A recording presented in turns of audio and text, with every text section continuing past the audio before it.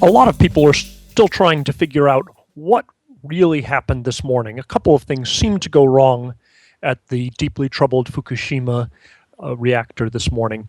One was that about 6:30, you had an explosion in reactor 2.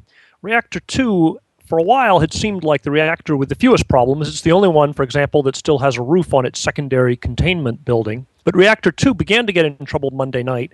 They actually ran out of fuel for the fire pumps that were pumping in seawater.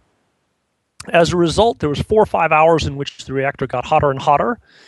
They finally were able to resume trying to pump seawater, but they had very high pressure inside the reactor. They finally were able to get to bleed out some of that pressure early this morning. But when the vapor is being released from the reactor chamber, it's going down into essentially a 1,000,000-gallon swimming pool below it. That swimming pool is supposed to have gases on top of it that will not react, that cannot have explosions. Unfortunately, it seems as though the system had somehow begun leaking already. Some oxygen was in there, and when they were pumping out the vapors from the reaction chamber, they were bubbling through this swimming pool, and as they were coming out of the swimming pool, in effect, you had an explosion. That explosion then seems to have breached the inner containment building, and that appears to be the first time that has happened during this whole mess in Japan.